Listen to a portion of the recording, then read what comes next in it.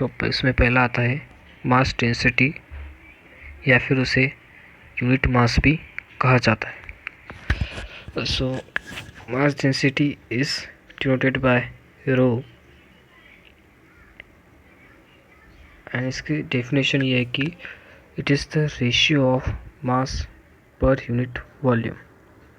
सो mass density basically होता है ऐसा है कि जो मास है, मास मतलब होता है क्वांटिटी ऑफ मटेरियल और नंबर ऑफ एटम्स और molecules in a particular body, ये हो गया मास। और डेंसिटी होता है पर unit volume. So mass density का बेसिक जो मतलब इससे निकलता है ये है कि एक पर्टिकुलर वॉल्यूम में जितने भी एटम से या मॉलिक्यूल से वो बना है, उसका जो रेशियो रहेगा उसे हम मास डेंसिटी कहते हैं। ये मास डेंसिटी का रेशियो जो होता है वो होता है केजी पर मीटर क्यूब और क्यूबिक मीटर, मतलब केजी पर क्यूबिक मीटर। सो बाद में ये होता है कि इस पर जो इफेक्ट होता है, मतलब जब टेम्परेचर इंक्रीज होगा तब then the volume of the body will be also increases. मतलब वॉल्यूम अगर बढ़ेगी तो उस पर डेंसिटी पर यह फ़र्क होगा कि वॉल्यूम अगर ज़्यादा बढ़ती है तो रेशियो जो होगा मास अपॉन वॉल्यूम का वो कम हो जाएगा, जिसकी वजह से जो वैल्यू होगी मास डेंसिटी यानी कि रो की वो भी कम हो जाएंगी।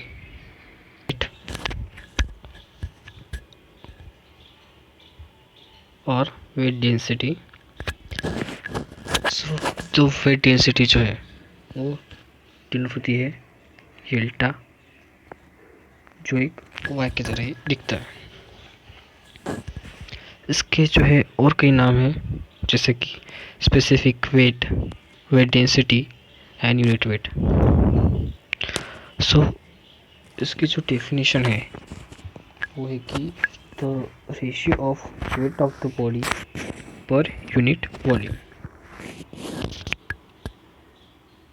और उसका ऐसा यूनिट जो बाद में बनता है वो है न्यूटन पर मीटर क्यूब।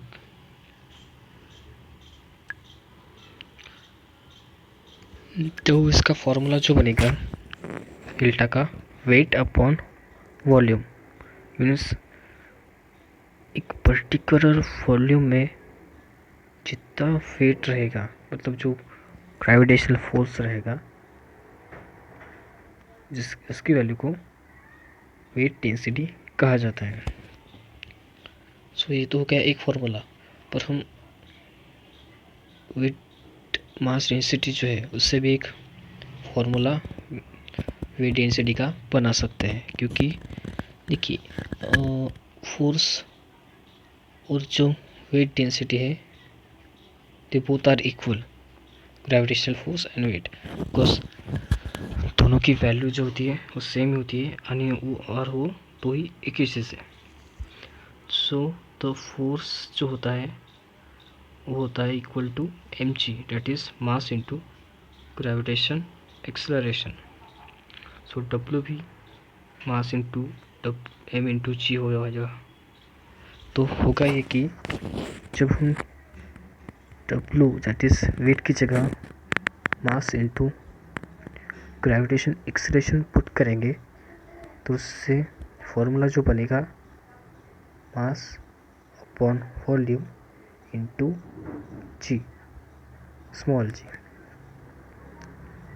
तो एम अपॉन वी जो है वो मास डेंसिटी का फॉर्मूला है, तो उससे जो फॉर्मूला जो बनेगा वो होगा रो इंटू जी, देयरफॉर जो वेट डेंसिटी यानी डेल्टा होगा वो इक्वल टू होगा रो इंटू जी। मतलब अगर हमारे पास मास डेंसिटी की भी वैल्यू है तो भी हम वेट डेंसिटी निकाल सकते हैं, या फिर अगर वेट की वैल्यू है तो भी हम वेट डेंसिटी निकाल सकते हैं।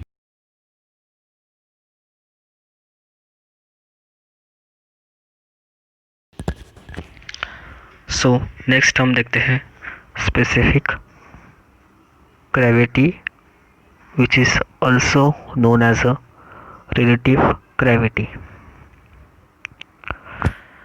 सो इसकी डेफिनेशन ये है कि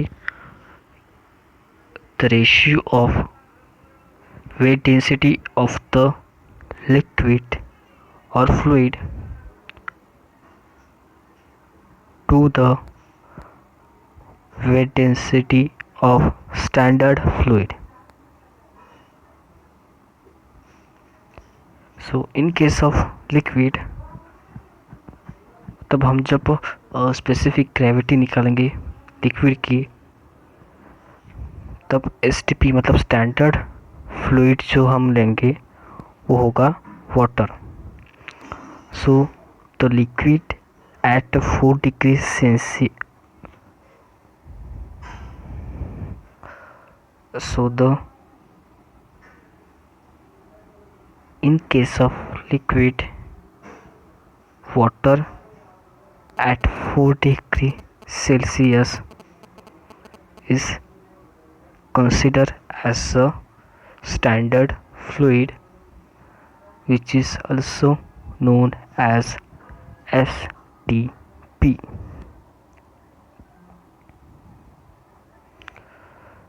So the value of mass density at 4 degrees Celsius of water is 1000 kg per meter cube. सो बाद में जब हम इसकी वैल्यू निकालेंगे मतलब वेट डेंसिटी की वैल्यू निकालेंगे फॉर्मूले में डाल के delta equal to rho into g. So rho की वैल्यू जो है वो 1000 kg पर मीटर क्यूब एंड जी की वैल्यू है 9.81। तो वेट डेंसिटी की जो वैल्यू निकलेंगी स्टैंडर्ड लिक्विड की वो होगी 9.81 किलो न्यूटन पर मीटर क्यूब। सो ऐसा यूनिट जो है स्पेसिफिक ग्रेविटी और रिलेटिव ग्रेविटी का वो कुछ भी नहीं है, क्योंकि जो रेशियो जो है वो है weight density upon weight density. भले ही वो लिक्विड अलग अलग हो या फ्लूइड अलग अलग हो, पर जो उनका यूनिट रहेगा वो दोनों का सेम रहेगा, तो वो कैंसिल हो जाएंगे। इसलिए उसका यूनिट जो है वो कुछ भी नहीं है, नो यूनिट